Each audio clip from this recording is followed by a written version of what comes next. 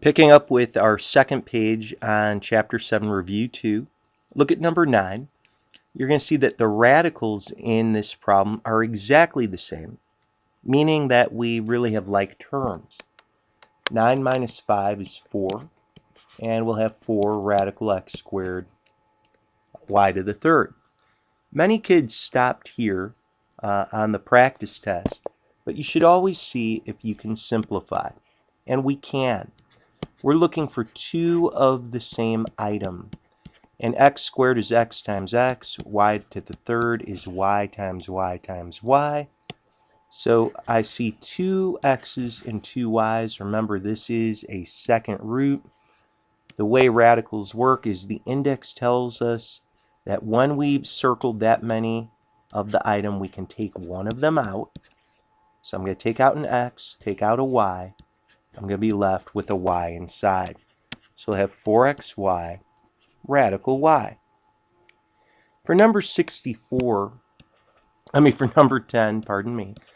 we need to break down 64 with a little division tree. 2 divides into 64 32 times. 2 goes into 32 16 times. 2 goes into 16 8 times. 2 goes into 8 4 times. And 2 goes into 4 twice. What are we really seeing? Well, count up your 2's. It looks like we have 6 of them. In other words, this radical, we've got a fourth root right now. We'll have 6 2's. By the way, if you're ever worried that you made a mistake, just double check, like write 2 to the 6 to see if you get 64. We'll have 6 x's. We can write that out. 2, 4, 6 right here. But right now, we're looking not for 2 of the same item, but for 4. So I've got 4 2's in a row here. I also have 4 x's in a row right here. And again, like I just said, it's like these groups get canceled out and one of them will be taken out in front of the radical. I still have a fourth root, not a square root, but this fourth root. 2 times 2 would get you 4, and x times x would get you x squared. So your final answer is 2x, fourth root of 4x squared. For number 11, we're solving. We can minus a 1. We'll have x to the 3 halves is equal to 27. But we don't have x alone right now. We have x to the 3 halves. And we'd like to get rid of that 3 halves power.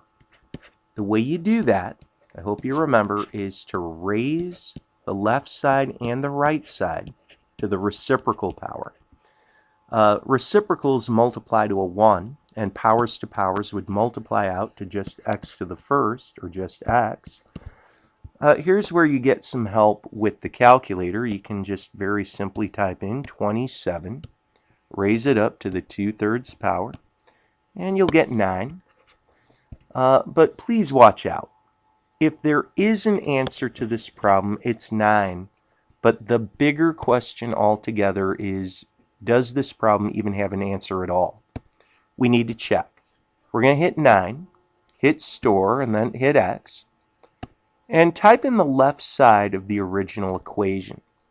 We'll go x raised to the 3/2, hit the right arrow so you can drop down, hit plus 1. Now for right, according to this original equation, we should get 28, and we do. So we'll have x is equal to 9. Please watch out for number 12. A lot of times kids will assume, well, I just got an answer here. This one's probably no solution. You really don't know until you work it out and check. Add a 1 to both sides, and you'll have radical x is equal to 6. You're going to square both sides to get rid of a square root. And 6 to the second, 6 squared, is 36. Now again, you need to do a check. So we'll go 36, store, hit x, and just type in that left-hand side. So we'll go square root of x, move out of the radical. You have to hit that right arrow, hit minus 1. You can see you do get a 5. There is a solution. and it's 36. Now please realize on the actual test, one of these might be no solution. It's even possible that both would be. You have to get an answer and you have to check it. As we look at number 13, we're seeing a composition. We need to look at the inside part first, f of negative 1. And looking at the f formula right up here, f of a blank is equal to 4 blank minus 3. We can have f of negative 1 is 4 times negative 1 minus 3. So I'm going to type 4 times negative 1 minus 3. Of course, we could do it in our head as well. It pretty much get negative 7. Just make sure you get it right. But look, this inside part here, that f of negative 1, we just found it. It's really the number negative 7. It's very tempting to stop, but now we have to take that outside function g and find g of negative 7. We're going to use the g formula. G of a blank is equal to blank squared plus 1. Wherever I see an x, I put a space, I put a blank. So I'll type g of negative 7. This becomes negative 7 squared plus 1.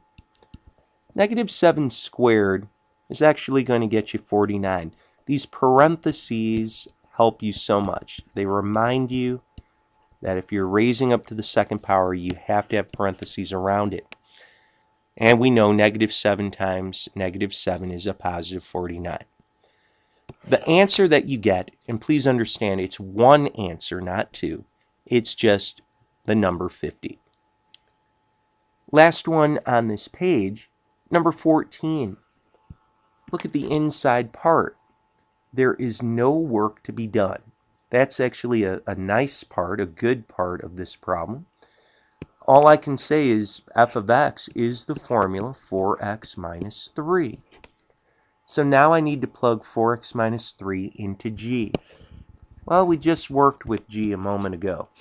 G of a blank is blank squared plus 1. So to plug 4x minus 3 in, we're going to plug it into this space as well.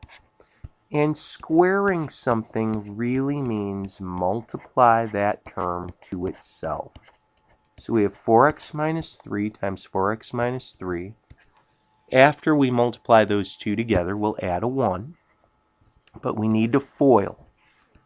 4x times 4x is 16x squared. 4x times negative 3 is negative 12x. Negative 3 times 4 is another negative 12x. Negative 3 times negative 3 is a plus 9. And don't forget you then have a plus 1 at the end.